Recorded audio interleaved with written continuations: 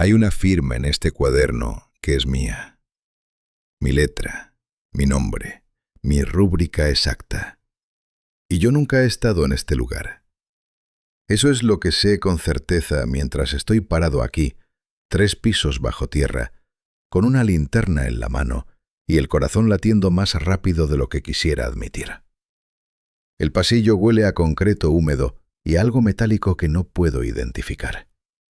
Las luces de emergencia zumban con ese sonido que te entra por los dientes, no por los oídos.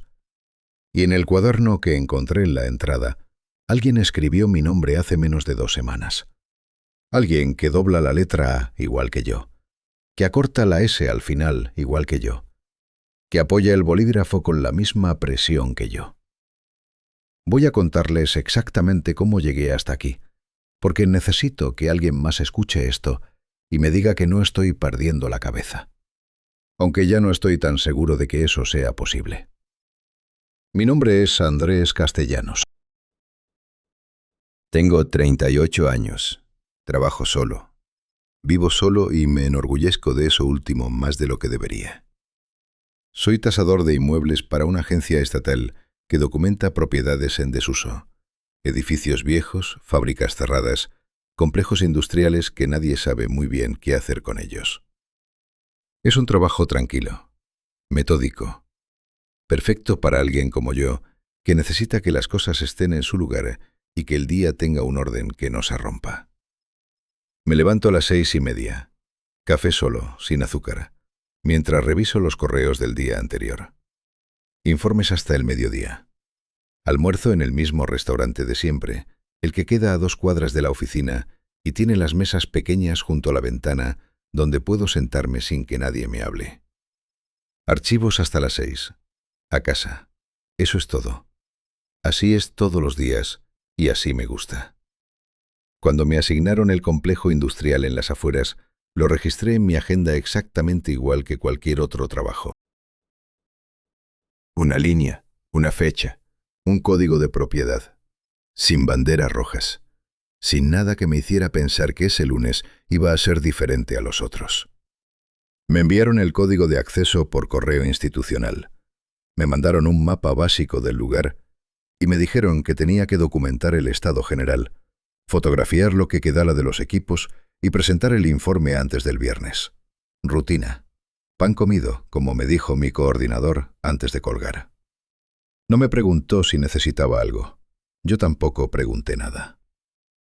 El camino dura unas 5 horas. Eso lo sé porque mi tarjeta de débito registra 2 cargas de combustible durante ese trayecto. Los estados de cuenta son claros, los horarios tienen sentido, la ruta es lógica.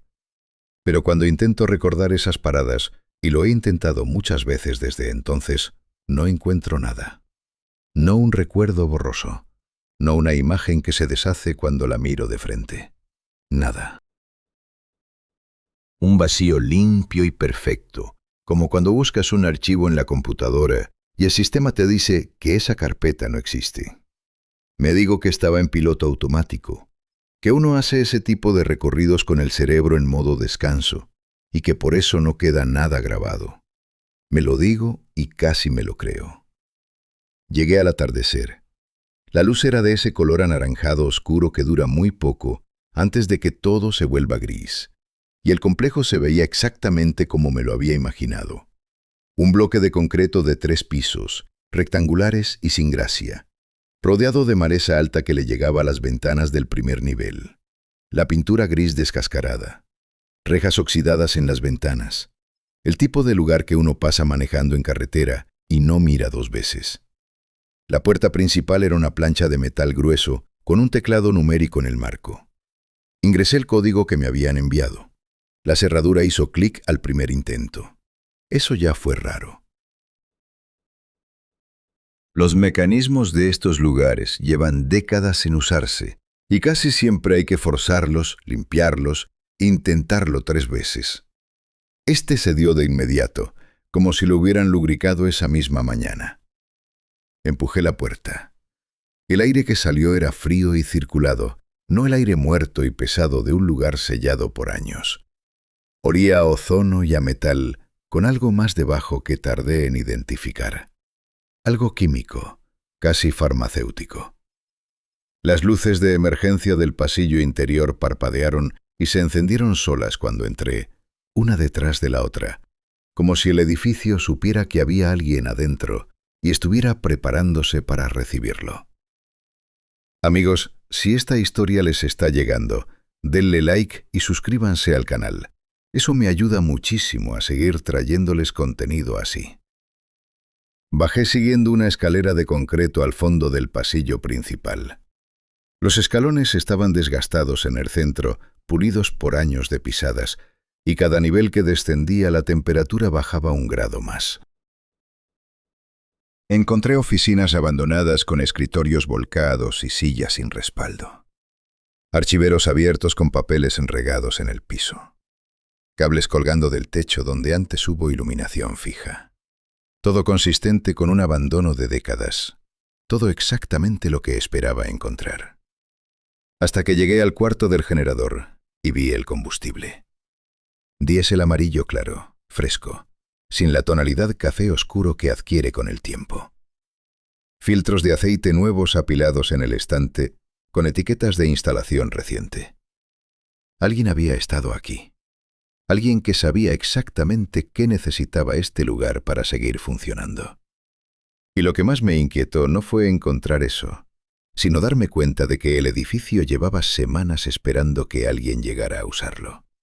Como si supiera que alguien vendría. Como si supiera que ese alguien era yo. En el segundo subsuelo había 8 cámaras de suspensión y una de ellas tenía mi nombre. No el nombre de alguien parecido, el mío. Andrés Castellanos. En una plaquita de aluminio nueva, brillante, sin una sola marca de óxido, como si la hubieran instalado la semana pasada. Me quedé parado frente a esa cámara durante lo que debieron ser varios minutos, aunque en ese momento el tiempo dejó de funcionar como se supone que funciona.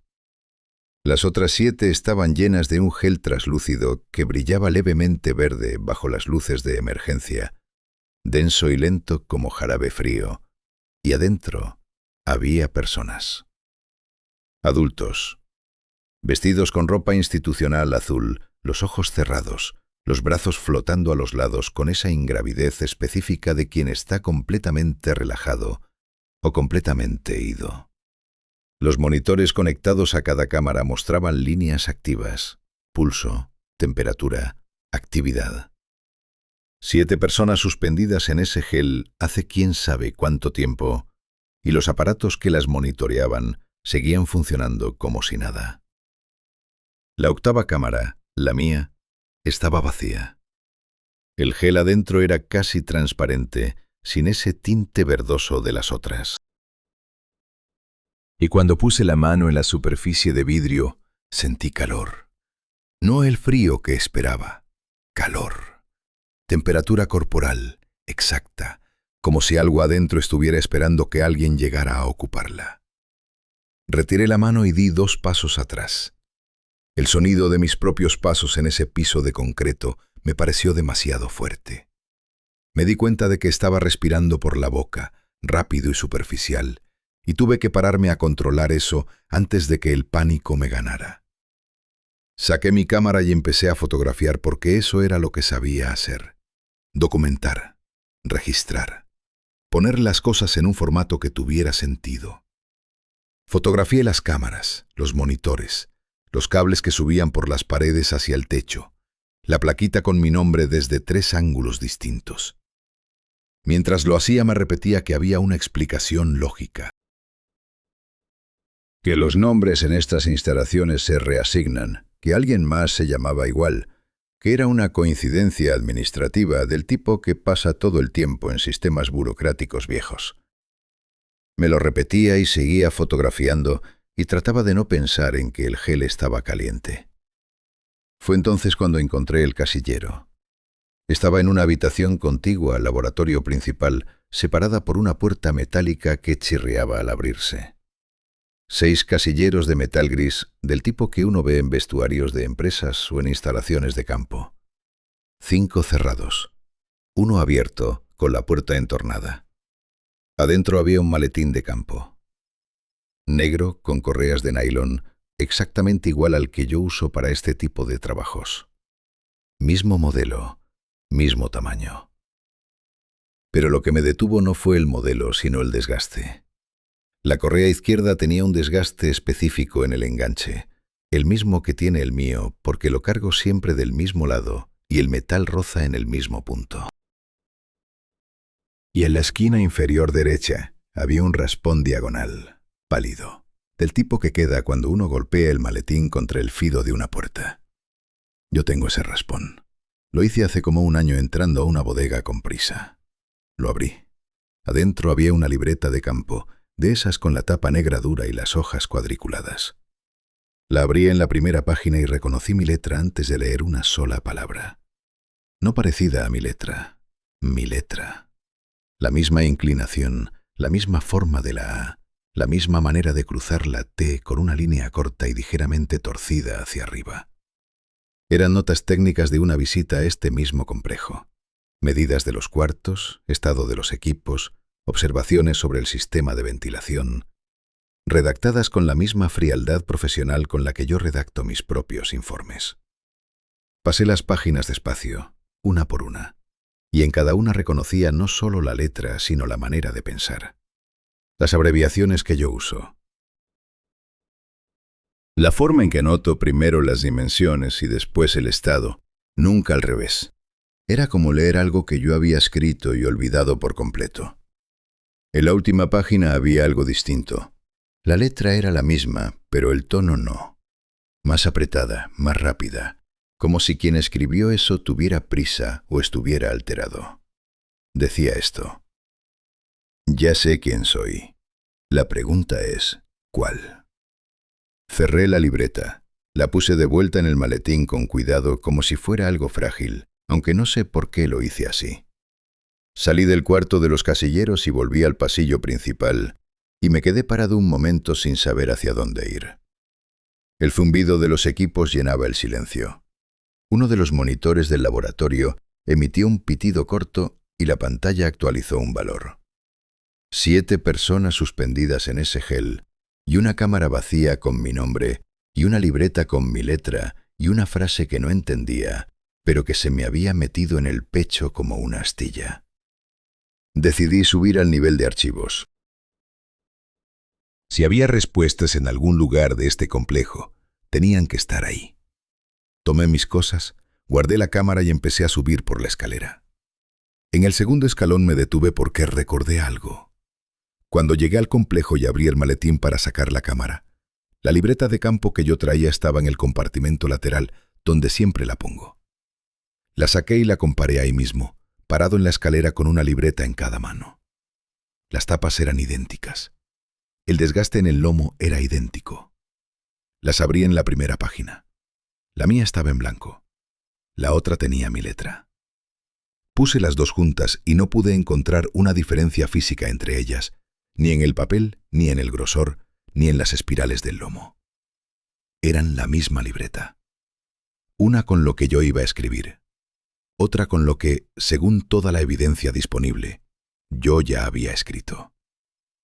El archivo tenía una carpeta con mi apellido y adentro había fotos mías que yo nunca me había tomado. Subí a nivel de archivos con las dos libretas todavía en la mano, sin saber muy bien qué hacer con ellas. El cuarto era más cálido que los niveles inferiores, con ese calor seco y viejo que tienen los lugares donde hubo papel durante muchos años. 3 filas de archiveros metálicos cubrían las paredes, con las superficies manchadas de óxido en los bordes, pero los cajones bien cerrados. Al fondo, 4 terminales de computadora viejas con pantallas de tubo mostraban indicadores de espera. Esa luz verde parpadeante que significa que el sistema está activo y esperando instrucciones. Los había visto al pasar antes y había asumido que eran parte del equipo abandonado. Pero ahora, de cerca, vi que la pantalla más cercana tenía en la esquina inferior una línea de texto pequeño. Última sesión, hace 14 días. Usuario A. Castellanos.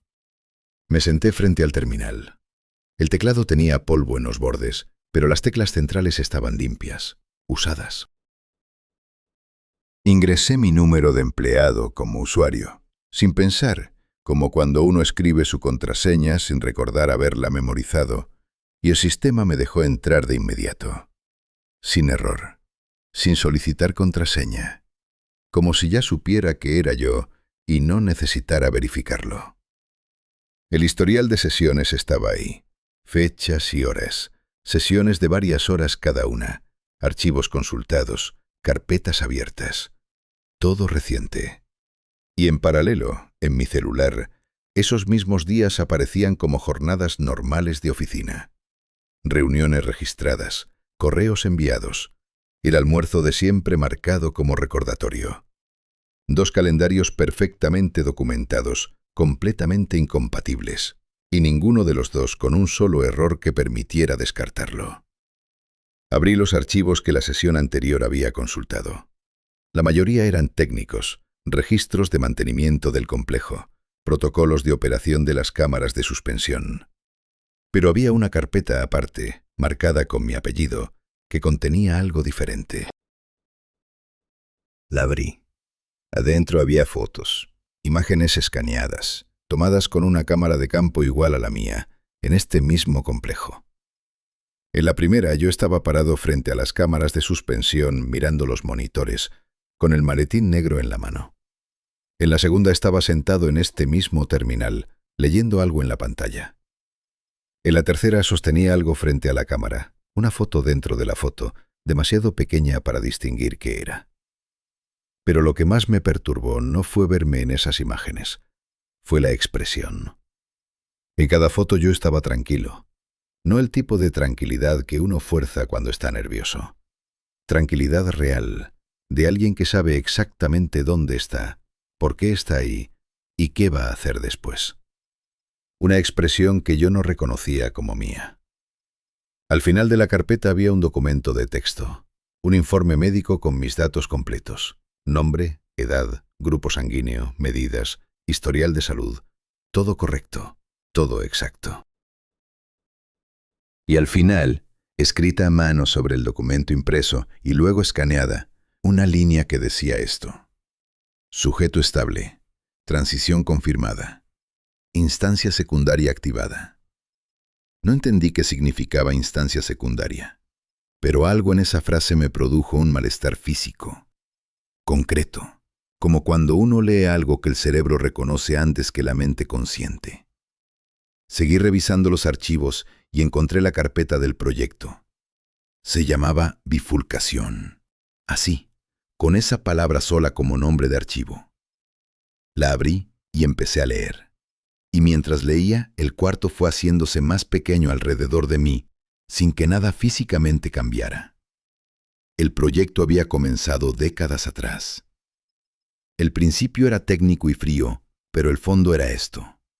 Bajo ciertas condiciones, aplicando un protocolo específico de intervención neurológica, la conciencia humana puede dividirse en 2 instancias separadas que cohabitan el mismo cuerpo en periodos alternos. Una instancia vive mientras la otra duerme. Ninguna tiene acceso a los recuerdos de la otra, a menos que el sistema empiece a fallar. Los primeros documentos mencionaban voluntarios. Los últimos ya no usaban esa palabra. Al final del archivo principal había una lista laminada pegada físicamente al lado del terminal con cinta adhesiva amarillenta. Nombres, unos 20 en total, cada uno con un código alfanumérico al lado. Busqué el mío con el dedo, aunque ya sabía lo que iba a encontrar. Castellanos, A. Código activo. Estado, en curso. Aparté la silla y me puse de pie porque necesitaba moverme. Caminé hasta el archivero más cercano y lo abrí sin saber qué buscaba. Carpetas con fechas, nombres en código, protocolos técnicos. Seguí abriendo cajones hasta que en el tercero encontré algo que no era un documento. Era una foto impresa en papel fotográfico, del tipo que se revela en laboratorio, con ese acabado brillante y ese color ligeramente cálido de las fotos físicas. En la foto había una mujer de cabello oscuro sonriendo hacia la cámara, con una niña de unos 5 o 6 años sentada en su regazo. Las dos miraban al lente con la comodidad específica de quien está siendo fotografiado por alguien de confianza. Al reverso, escrito con mi letra, había una sola línea. Recuerda por qué.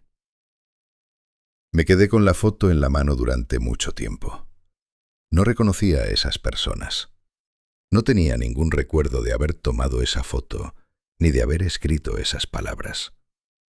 Pero algo en la imagen producía en mí una sensación que no sabía cómo clasificar. Algo entre reconocimiento y pérdida, como cuando uno sueña con un lugar que nunca ha existido y al despertar lo extraña de todas formas. Guardé la foto en el bolsillo interior de mi chaqueta. No sé por qué lo hice.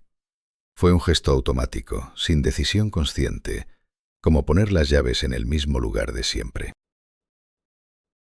Y ese gesto automático con una foto de personas que yo no conocía, fue lo que más miedo me dio de todo lo que había encontrado en ese complejo hasta ese momento. Volví al terminal. Quedaba un archivo que no había abierto, el más reciente en el historial de la sesión anterior. Se llamaba simplemente Grabación 1. Le di clic. Era un archivo de audio. Presioné reproducir y una voz empezó a hablar, calmada y técnica, con el tono específico de alguien acostumbrado a documentar cosas en lugar de sentirlas. Y lo que dijo esa voz hizo que se me cerrara el estómago. La voz en la grabación era la mía. No parecida a la mía. No con mi mismo acento o mi misma cadencia. Era exactamente mi voz, con el tono específico que yo tengo cuando dicto informes. Esa neutralidad profesional que uno aprende después de años de documentar cosas sin involucrarse emocionalmente. Presioné pausa. Me quedé mirando la pantalla. Volví al inicio y reproduje los primeros segundos otra vez. Mi voz. Hablando con calma sobre este complejo, sobre las cámaras de suspensión, sobre el proyecto Bifurcación, como si lo estuviera explicando para alguien que no sabía nada, como si estuviera dejando instrucciones para alguien que llegaría después. Para mí. Me estaba dejando instrucciones a mí mismo. Dejé correr la grabación completa con el celular apoyado en el teclado y los brazos cruzados sobre el pecho, porque necesitaba tener las manos ocupadas en algo. La voz explicaba lo que yo ya había leído en los archivos, pero con un detalle que los documentos técnicos no incluían. Decía que los sujetos bifurcados eventualmente empiezan a filtrarse. Esa era la palabra que usaba, filtrarse. Como cuando dos líquidos separados por una membrana empiezan a mezclarse porque la membrana se gasta. Los recuerdos de una instancia se cuelan en la otra. Al principio son fragmentos pequeños, imágenes sueltas, sensaciones sin contexto. Después se vuelven más completos, más detallados, más insistentes. Y en algún punto, las dos instancias empiezan a reclamar simultáneamente la misma experiencia como propia. Las dos convencidas de que sus recuerdos son los reales. Las dos igualmente incapaces de ceder. La voz llamaba a ese estado contaminación cruzada, y decía que era irreversible pasado cierto punto. Que la única forma de evitarlo era reintegrar al sujeto antes de que llegara a esa fase. Y después agregó, con esa misma calma técnica de todo lo anterior, que el sujeto raramente llegaba a este punto sin que ya fuera demasiado tarde. La grabación terminó. El cuarto quedó en silencio excepto por el zumbido constante de los equipos y ese pitido ocasional de los monitores del nivel inferior que subía amortiguado por el concreto. Me quedé sentado sin moverme durante un rato que no supe calcular. Tenía la foto en el bolsillo. Tenía las dos libretas encima del archivero. Tenía mi propio historial de sesiones en la pantalla frente a mí. Y tenía esa frase resonando en la cabeza. El sujeto raramente llega a este punto sin que ya sea demasiado tarde. Dicha con mi propia voz, con mi propio tono, con la frialdad específica de alguien que sabe de lo que está hablando, porque lo vivió. Decidí salir. No porque tuviera todo claro, sino porque quedarme ahí abajo sentado frente a ese terminal no me iba a dar nada más que no pudiera encontrar después, con calma, con distancia, con la cabeza menos llena de ruido. Tomé mis cosas. Guardé las 2 libretas en el maletín.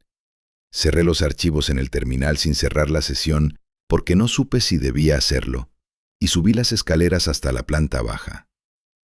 El aire ahí arriba era menos frío que en los niveles inferiores, y eso ayudó un poco. Salí por la puerta principal al atardecer, que ya se había convertido en noche, y el aire exterior era húmedo y olía a tierra mojada y a hojas, y me di cuenta de que no había comido nada desde la mañana. Me senté en el capó del carro y estuve ahí un rato, mirando el edificio. Las luces de emergencia todavía brillaban detrás de las ventanas del primer nivel, ese resplandor anaranjado pálido que desde afuera parecía casi acogedor si uno no sabía lo que había adentro. Pensé en la grabación. Pensé en que yo, alguna versión de mí, había estado en ese complejo antes, había revisado los archivos, había entendido lo suficiente del proyecto Bifurcación como para grabarse una explicación, y después había vuelto a su vida como si nada, sin recordarlo, o sin poder recordarlo, que no era lo mismo.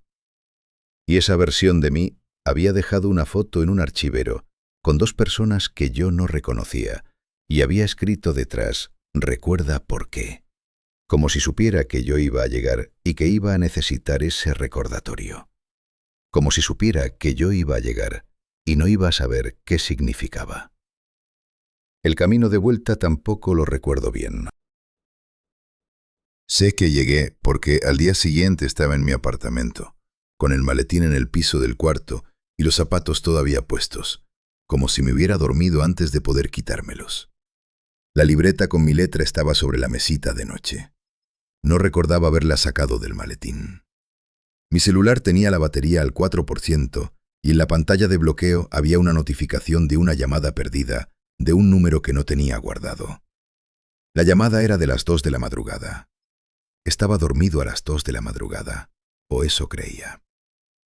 Durante las semanas siguientes funcioné en modo automático. Fui a trabajar, hice mis informes, almorcé en el mismo restaurante de siempre, volví a casa, no hablé con nadie del complejo, porque no sabía cómo empezar esa conversación y porque una parte de mí, la parte que necesita que las cosas tengan orden, decidió que la mejor estrategia era no alimentar el caos. Convencerme de que había una explicación racional para cada cosa que había encontrado. El nombre en la placa, coincidencia administrativa. Las fotos, alguien con mi mismo nombre. La voz en la grabación, un efecto de los parlantes viejos distorsionando una voz que solo sonaba como la mía. La libreta, una falsificación. Me construí un argumento sólido para cada evidencia y lo repetí hasta que empezó a sentirse verdadero. Y funcionó. Por casi 2 meses funcionó. El silencio volvió. Dormí bien. Dejé de pensar en el complejo con la frecuencia con que lo había hecho al principio.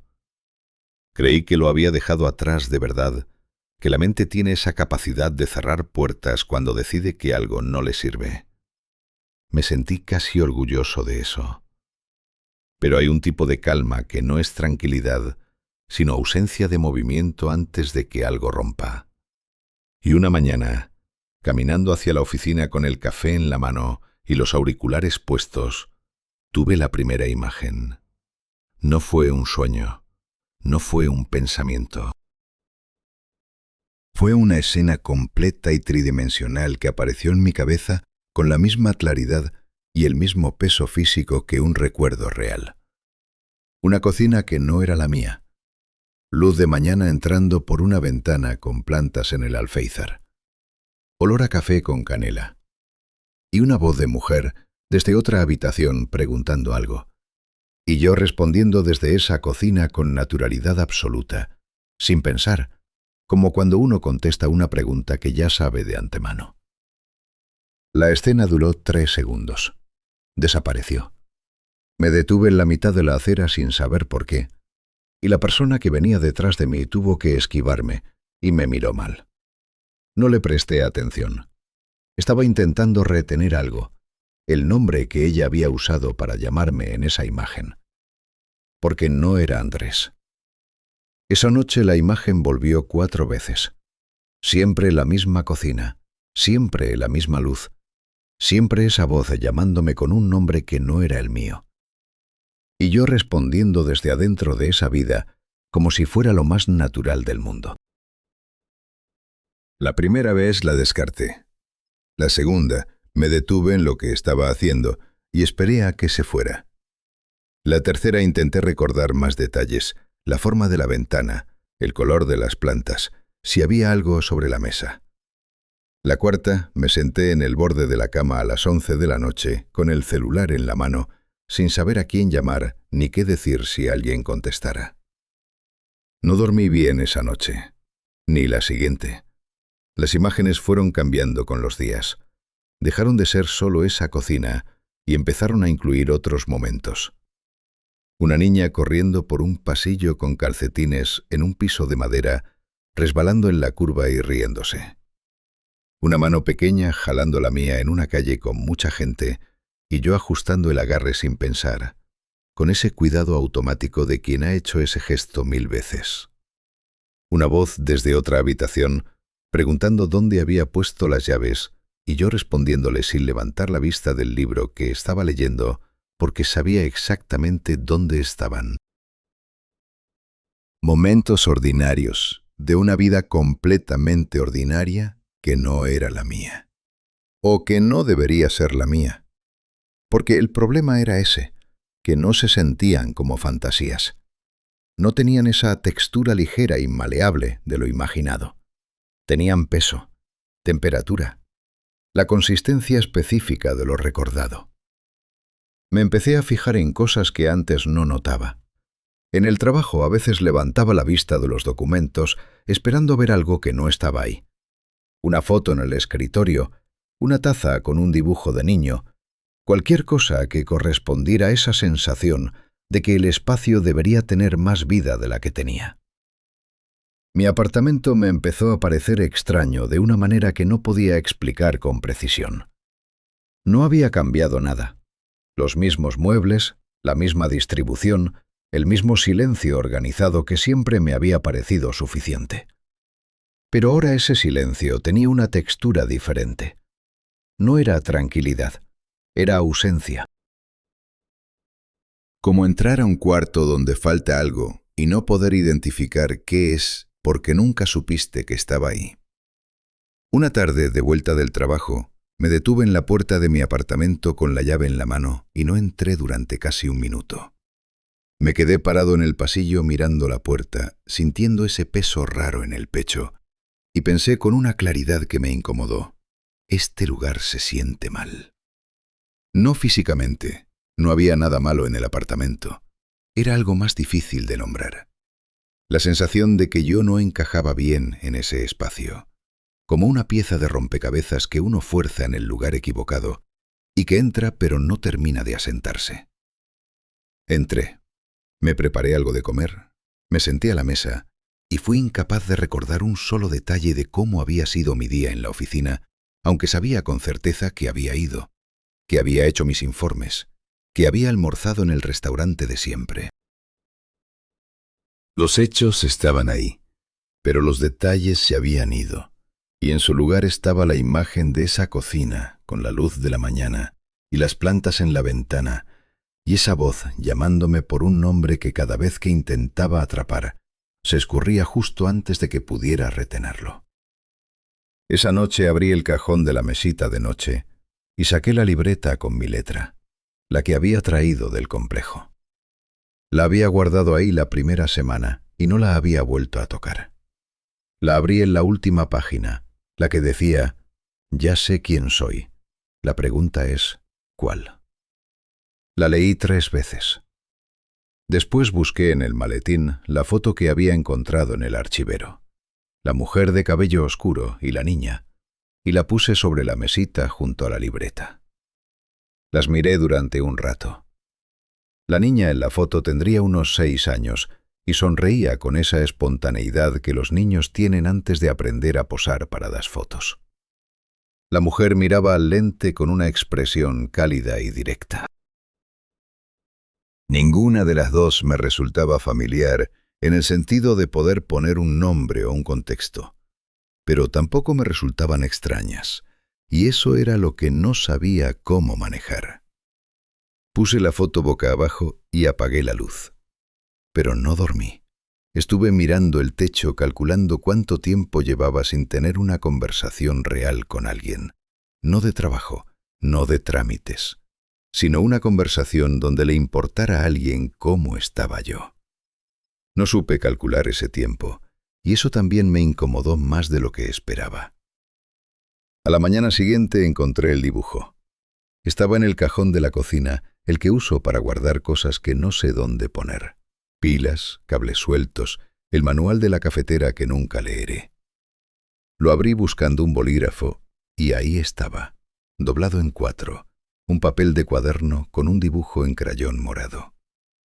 2 figuras de palo tomadas de la mano bajo un sol con rayos rectos y un pasto verde en la parte de abajo. Arriba, en letras grandes e irregulares, con esa presión excesiva que tienen los niños cuando escriben, decía papi y yo. Lo sostuve con 2 dedos como si fuera algo que pudiera romperse. No había nadie en mi apartamento que pudiera haber puesto eso ahí.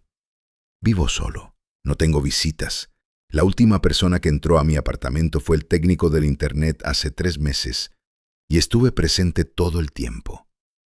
No había explicación lógica para ese dibujo en ese cajón y sin embargo, ahí estaba, con el crayón todavía brillante, como si lo hubieran hecho hace poco. Lo puse sobre la mesa. Fui al trabajo. Todo el día estuve pensando en ese papel. Al volver a casa, lo primero que hice fue ir a la cocina y abrir el cajón. Seguí ahí, en el mismo lugar donde lo había dejado. Lo tomé, salí al pasillo, lo metí en la basura del edificio y lo vi caer entre bolsas negras. Subí, cerré la puerta con llave y me lavé las manos, aunque no sabía muy bien por qué.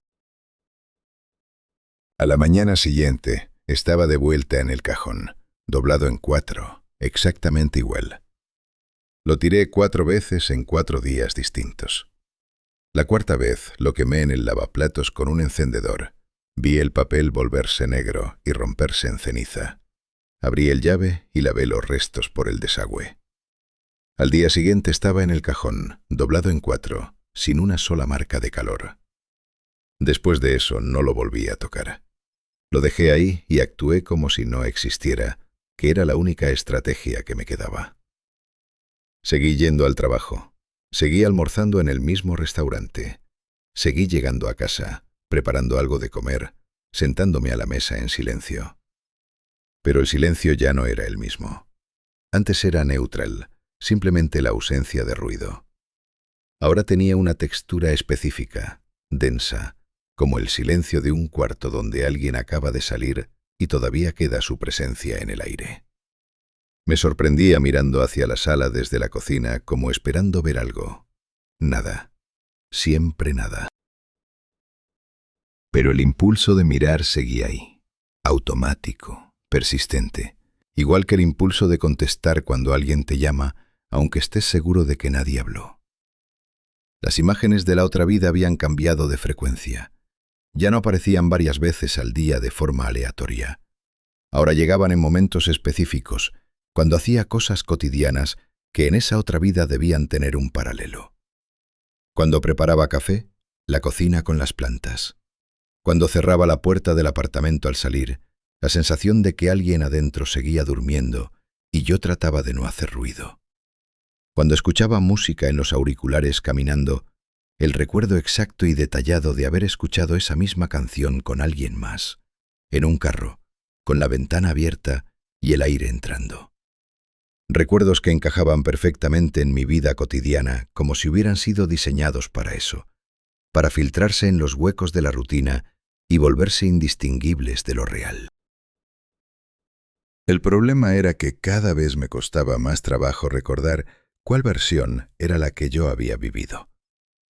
No porque los recuerdos propios se borraran, sino porque los 2 tipos de recuerdo tenían exactamente el mismo peso, la misma temperatura, la misma sensación de certeza al recuperarlos. Era como tener 2 juegos completos de memorias del mismo periodo de tiempo, sin poder determinar cuál era el original y cuál era la copia, si es que esa distinción seguía siendo válida. Una tarde en la oficina estaba revisando un informe cuando de pronto supe con absoluta certeza que esa noche era el cumpleaños de alguien. La certeza era física, urgente, del tipo que hace que uno mire el celular para no olvidar llamar. Miré el celular. No había ningún cumpleaños en el calendario. No había ningún contacto al que yo le fuera a llamar por cumpleaños. Pero la certeza seguía ahí, insistente, con ese nombre que nunca terminaba de dejarse leer. Me quedé con el celular en la mano durante un momento, y luego lo guardé y seguí con el informe. Pero no pude concentrarme el resto de la tarde. Y esa noche, sola en el apartamento, tuve por primera vez la sensación clara de que me estaba perdiendo algo. No de forma abstracta, de forma concreta y específica, que en algún lugar, en alguna versión del día de hoy, yo estaba en otro lugar haciendo otra cosa con otras personas y que esa versión de mí no sabía que yo existía. Eso fue lo que me hizo llamar al número. Lo tenía guardado desde el día que encontré las llamadas perdidas en el celular, semanas atrás. No había un nombre guardado, solo el número, y yo lo había dejado ahí sin borrarlo y sin llamar, como esas cosas que uno pospone indefinidamente porque no sabe qué va a encontrar al otro lado. Esa noche lo marqué. Sonó 2 veces. Una mujer contestó. Dijo hola, con ese tono específico de quien reconoce el número antes de contestar, sin sorpresa, con algo que sonaba casi a alivio. Le pregunté quién era. Hubo un silencio.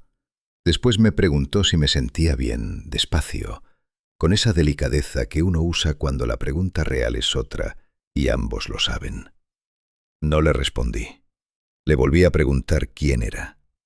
Otro silencio, más largo. Y entonces dijo su nombre. Valentina.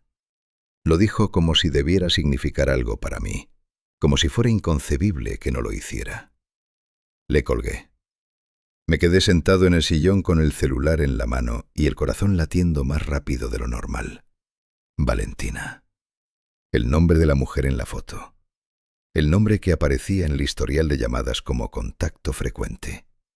Una mujer que me conocía de una manera que no se aprende en poco tiempo, que había dicho mi nombre con la familiaridad específica de alguien que lo ha dicho miles de veces y que al escuchar mi voz al teléfono se había tranquilizado en lugar de sorprenderse.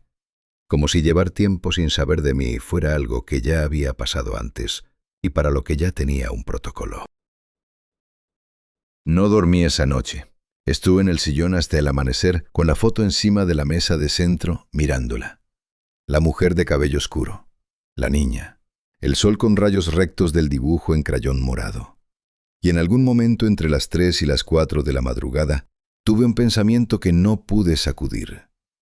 ¿Y si no soy el original? ¿Y si la versión que vive en ese apartamento solo, con sus informes y su rutina y su silencio organizado, soy yo?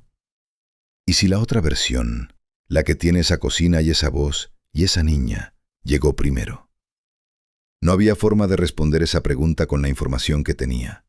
Pero lo que sí sabía era que Valentina había contestado ese teléfono sin sorpresa, que había dicho mi nombre como quien dice el nombre de alguien que conoce de memoria, y que antes de que yo colgara, había empezado a decir algo más que yo no dejé terminar.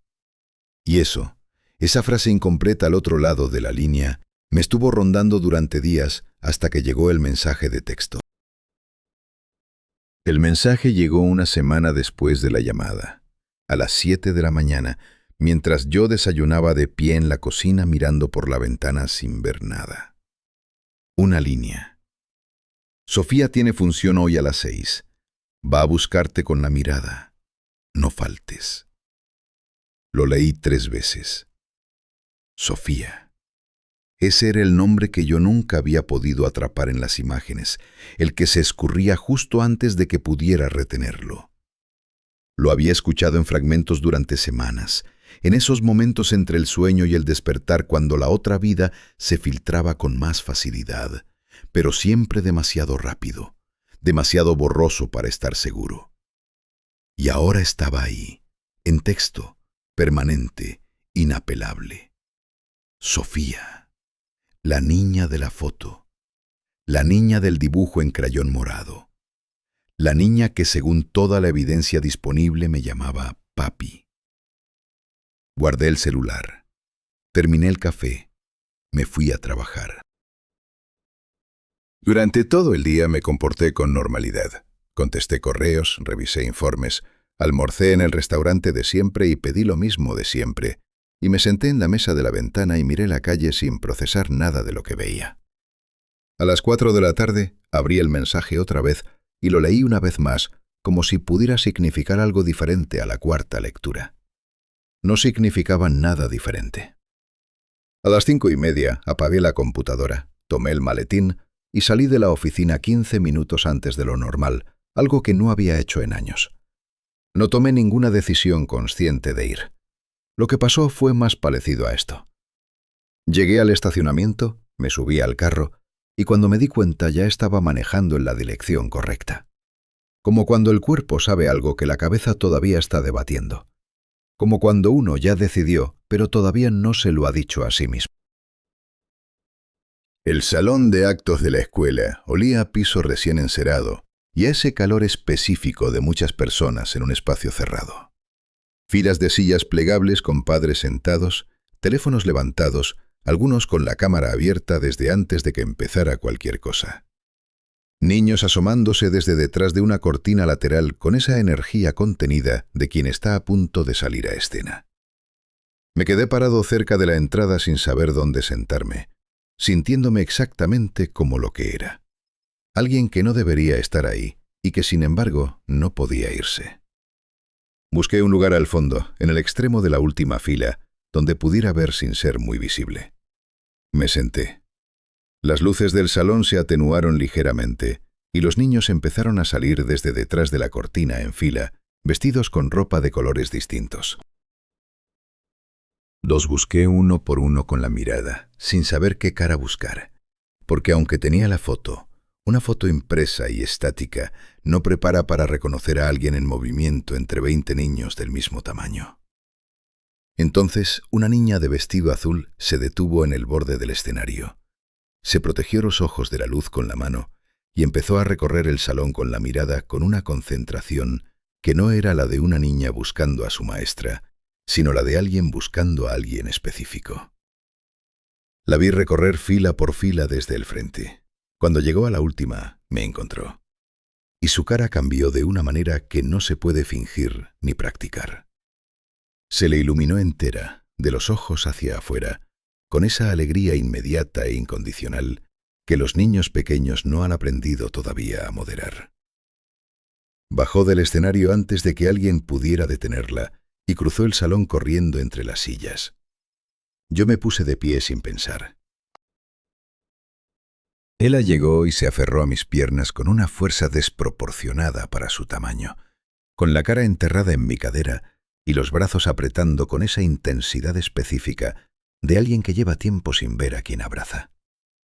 Yo la levanté. Mis brazos lo hicieron antes de que yo tomara ninguna decisión al respecto, con una seguridad y una familiaridad que no podía explicar porque yo nunca había levantado a esta niña. O eso era lo que creía.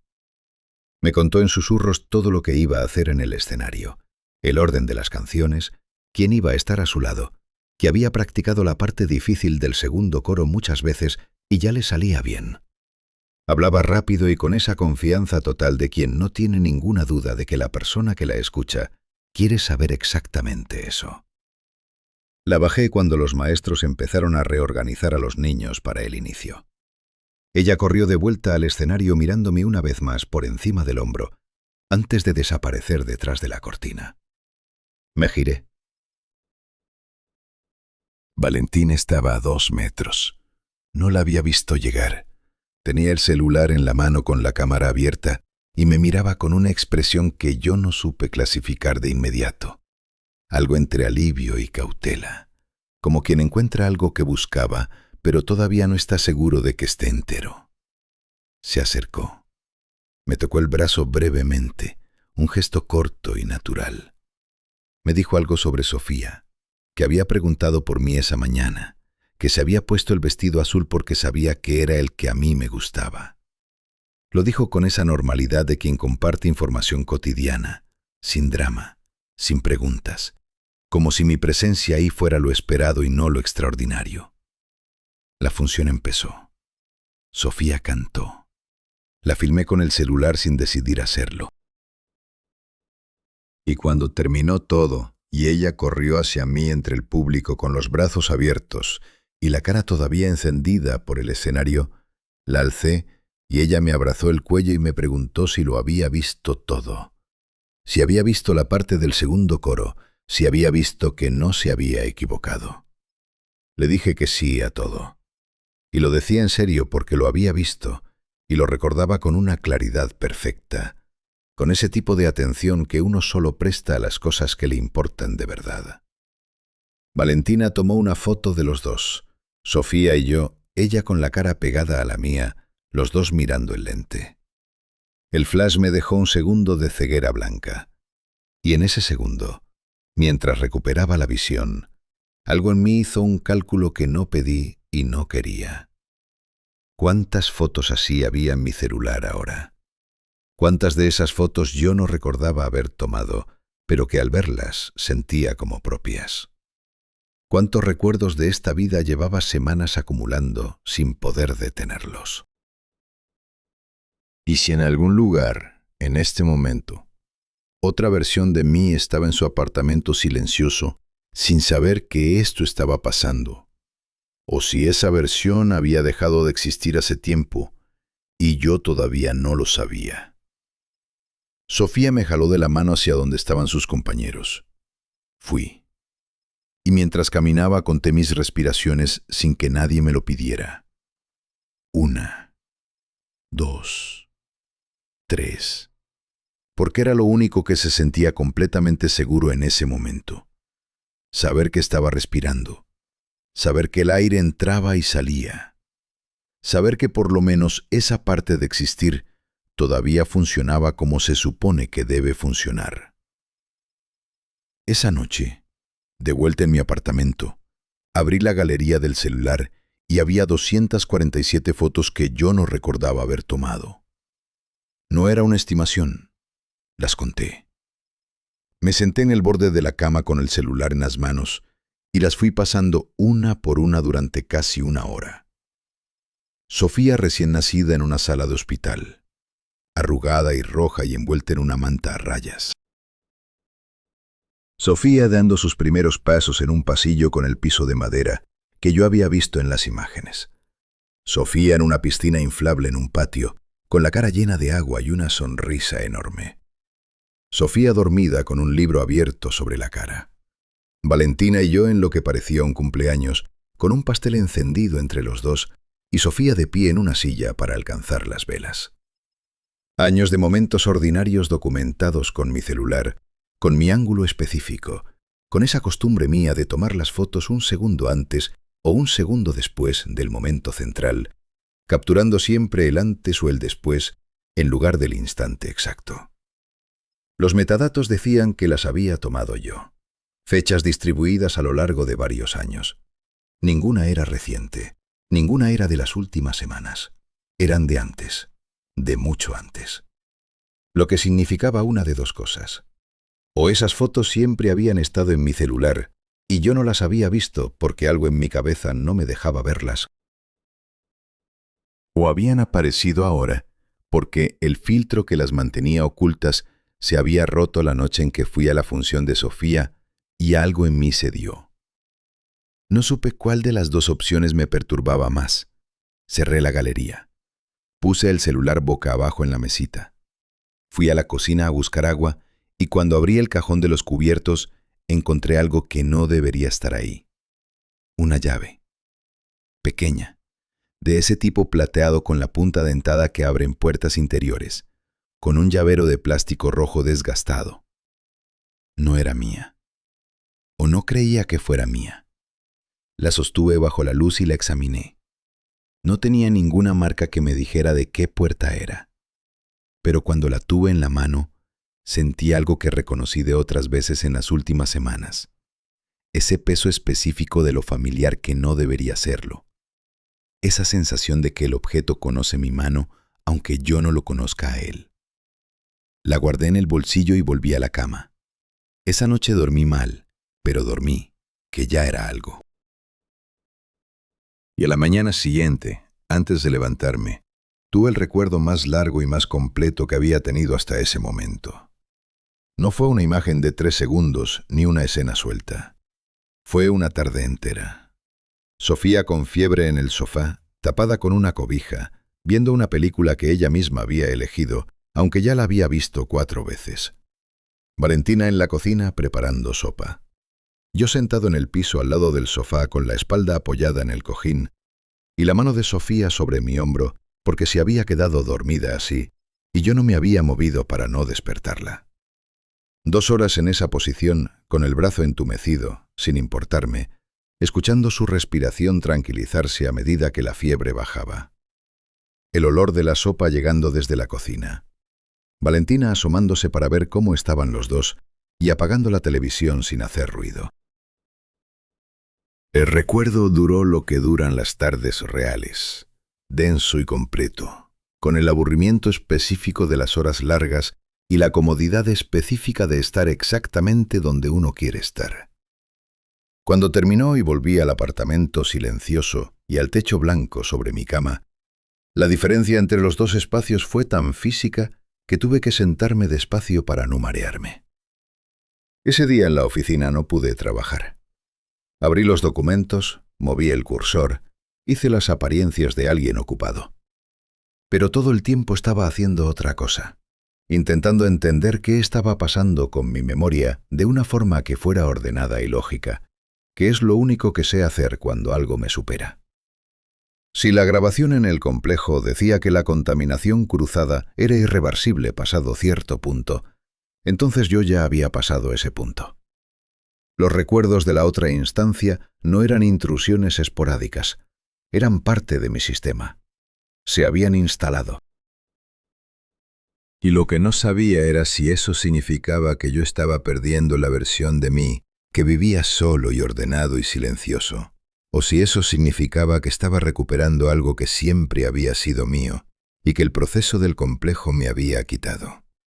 Esa pregunta me estuvo acompañando todo el día. Y cuando salí de la oficina y caminé hacia el estacionamiento, encontré que Valentina me había enviado un mensaje con la foto que había tomado la noche anterior. Sofía y yo, ella con la cara pegada a la mía, los dos mirando el lente.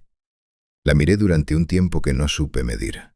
Sofía sonreía con esa apertura total de los niños que todavía no aprendieron a guardarse nada. Y yo también sonreía, con esa expresión que vi en las fotos del archivo del complejo. Esa tranquilidad de alguien que sabe exactamente dónde está y no necesita explicarlo. Guardé la foto. Seguí caminando. Y en la tercera cuadra me detuve porque acababa de recordar algo que no debería poder recordar. Recordé la primera vez que Sofía me llamó papi. Tenía menos de 2 años. Estaba de pie en su cuna, agarrada a los barrotes, y lo dijo de improviso en medio de otros sonidos sin sentido, clara y directa, mirándome a los ojos. Y yo me había quedado paralizado unos segundos antes de reaccionar porque no lo esperaba todavía. El recuerdo era completo. La textura de la sábana de la cuna, la luz de la tarde entrando por la ventana, el olor a talco, todo ahí, todo real, todo mío. Seguí caminando, pero 2 cuadras después caí en cuenta de algo que hizo que se me detuviera el paso. Si ese recuerdo era real, si yo había estado ahí ese día, si esa memoria me pertenecía, entonces había algo que no cerraba. Porque ese día, según el calendario de mi celular, yo había estado en otra ciudad documentando una propiedad industrial. Solo, sin Sofía, sin cuna, sin tarde de talco y barrotes. Los 2 recuerdos ocupaban el mismo día y los 2 eran completamente reales y completamente míos. Y eso significaba que ya no era una cuestión de cuál versión era la verdadera. Significaba que las dos lo eran, al mismo tiempo, en el mismo cuerpo, y que el espacio entre ellas se estaba cerrando más rápido de lo que yo podía manejar. 3 días después de descubrir que 2 recuerdos incompatibles ocupaban el mismo día en mi cabeza con igual peso e igual certeza, me desperté en un apartamento que no era el mío. No fue gradual, no fue una transición suave. Me desperté y el techo era diferente, más alto, con una mancha de humedad en la esquina izquierda que yo conocía, que había visto muchas veces, que en algún lugar de mi memoria estaba catalogada como algo familiar y sin importancia. Las paredes eran de un color crema cálido en lugar del blanco frío de mi apartamento. Había luz entrando por una ventana con plantas en el alféizar, y desde la cocina llegaba olor a café con canela. Me quedé sin moverme durante un momento que no supe calcular. Reconocía ese techo, reconocía esa mancha. Reconocí el sonido específico que hacía la calefacción en ese cuarto, un chasquido metálico cada cierto tiempo, que en algún lugar de mi sistema nervioso estaba registrado como señal de que todo estaba bien, y era de mañana, y no había nada de qué preocuparse. Me incorporé despacio. Ropa en el suelo, mía, con ese desorden específico de cuando uno llega tarde y cansado y la deja caer sin doblarla. Fui al baño. El espejo me devolvió mi cara, igual que siempre, sin nada que indicara que algo había cambiado. Me lavé la cara con agua fría. El agua estaba fría de la manera exacta en que siempre está fría el agua de ese baño por las mañanas. Un dato que no debería saber, pero que sabía. Salí al pasillo. El piso de madera crujió en el mismo punto de siempre, a medio metro de la puerta del baño, y yo lo esquivé sin pensar, cargando el peso hacia la derecha para no hacer ruido. Lo hice automáticamente, sin decidirlo, como se esquiva un escalón que se conoce de memoria en la oscuridad. Y en el instante en que lo hice, me detuve porque entendí lo que significaba ese gesto. Que yo sabía que ese punto crujía. Que lo sabía en el cuerpo, no en la cabeza. Que mi cuerpo llevaba tiempo viviendo en ese apartamento, aunque mi cabeza llevara meses convenciéndose de que vivía en otro lado. Sofía estaba desayunando en la mesa de la cocina con los pies colgando de la silla porque todavía no le llegaban al piso. Tenía el pelo a medio peinar y el uniforme escolar puesto y miraba un libro de imágenes apoyado contra el vaso de leche. No levantó la vista cuando entré, pero dijo papi sin pausar la lectura, con esa naturalidad de quien registra una presencia sin necesitar confirmación visual. Me serví café. Me senté frente a ella. Valentina entró desde la habitación con el cabello húmedo y me miró de esa manera que tienen las personas que te conocen bien. Un vistazo rápido que en un segundo evalúa cómo estás sin preguntarlo. Me preguntó si había dormido. Le dije que sí. Me puso una mano un momento en el hombro al pasar hacia la ventana. Sofía siguió leyendo. Esa mañana era completamente normal.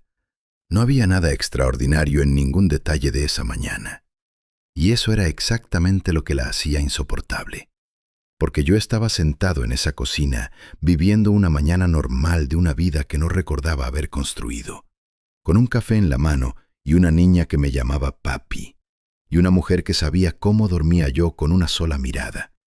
Y al mismo tiempo en algún lugar de mi cabeza estaba el otro apartamento, blanco y silencioso y ordenado, con la libreta sobre la mesita de noche y el dibujo en el cajón de la cocina, y 40 metros cuadrados de un silencio que yo había llamado suficiente durante años. Los dos espacios existían simultáneamente en mí con la misma claridad y el mismo peso. Y lo que había cambiado esa mañana no era que uno hubiera ganado, sino que yo había dejado de pelear para que alguno perdiera.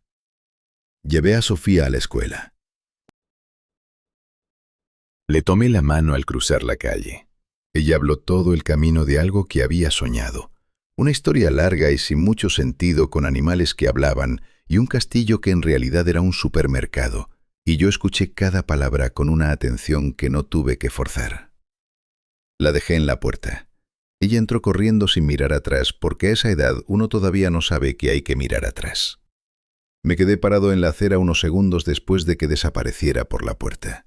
Y fue ahí, parado en esa acera con las manos en los bolsillos y el ruido de la calle alrededor, que noté la cicatriz. La había visto antes, muchas veces, en las fotos del celular y en la noche de la función. Una cicatriz pequeña en la ceja de Sofía, del lado izquierdo, una línea pálida de menos de 1 centímetro. Pero esa mañana, cuando se había dado vuelta para despedirse con un gesto rápido de la mano antes de entrar, la había visto de cerca, con buena luz. Y la cicatriz estaba en el lado derecho. No en el izquierdo, en el derecho. Saqué el celular, busqué las fotos. Abrí la más reciente, la de la noche de la función. La amplié. Lado izquierdo. Abrí otra foto de 3 meses atrás. Lado izquierdo. Abrí la foto del cumpleaños con el pastel. Lado izquierdo. Todas las fotos, sin excepción, mostraban la cicatriz en el lado izquierdo. Pero lo que yo había visto esa mañana con mis propios ojos, a 30 centímetros de distancia, con luz natural, era el lado derecho. Me apoyé en la pared del edificio de la escuela y me quedé así un momento. El ruido de la calle siguió igual. Un carro pasó. Alguien habló por teléfono en la acera de enfrente. El mundo no se detuvo ni un segundo para darme tiempo de procesar lo que acababa de entender. Había 2 Sofías. O había 2 versiones del mismo momento con detalles que no coincidían. O yo estaba viendo con los ojos de una instancia y recordando con la memoria de otra. O las 2 instancias habían colapsado en una sola y el resultado era esto: una persona que vive con plena convicción en 2 realidades paralelas sin poder determinar cuál es la que existe cuando nadie está mirando. Guardé el celular. Empecé a caminar hacia la oficina. Conté mis respiraciones porque era lo único que tenía completamente claro en ese momento. Que estaba respirando. Que el aire entraba. Que el aire salía. Que eso al menos seguía funcionando igual en las 2 versiones. Esa tarde, de vuelta en el apartamento de la ceja húmeda y el piso crujiente, encontré sobre la mesa un sobre que no había puesto yo. Adentro había una sola hoja, sin membrete, sin firma, con una sola línea escrita a máquina. Decía esto: la reintegración fue exitosa. Lo que siente ahora es permanente. No intente recordar cuál llegó primero. La leí 3 veces. La doblé. La guardé en el mismo cajón donde Sofía guardaba sus crayones. Y me senté a esperar que ella volviera de la escuela, contando respiraciones, sin saber si lo que estaba esperando era real o era el recuerdo de algo que en otra línea ya había pasado. Sin saber si yo era el que siempre había estado aquí o el que llegó después creyendo que nunca había estado. Sin saber nada excepto que en algún momento iba a escuchar la llave en la puerta y una voz de niña en el pasillo, y que eso, fuera lo que yo era, se iba a sentir como volver a casa. Hay una cosa que aprendí de todo esto, y no sé cómo desaprenderla. La identidad no es lo que uno recuerda. Es lo que el cuerpo hace cuando nadie le dice qué hacer. Es la mano que esquiva el escalón en la oscuridad. Es el brazo que levanta a una niña antes de que la cabeza tome ninguna decisión. Es el café que uno se sirve en la taza correcta sin buscarla. Uno puede convencerse de ser alguien durante años, construir una versión de sí mismo tan ordenada y tan sólida que parezca inamovible. Pero debajo de eso, en algún lugar donde la lógica no alcanza, hay algo que sabe cosas que uno no le enseñó. Y cuando ese algo empieza a moverse, no hay rutina ni método ni silencio organizado que lo detenga. Y ahora les pregunto algo a ustedes, algo que me gustaría que pensaran de verdad antes de responder. Si mañana descubrieran que existe otra versión de su vida, una que tomó decisiones distintas, que eligió caminos que ustedes descartaron, que tiene las cosas que ustedes creen que les faltan, y tuvieran que elegir cuál de las 2 seguir viviendo, ¿cómo sabrían cuál es la real? O más importante todavía, ¿importaría saberlo? Déjenme su respuesta en los comentarios. Me interesa saber qué piensan. Y si esta historia les llegó, denle like y suscríbanse al canal. Hay más historias como esta esperando, y no quiero que se pierdan ninguna.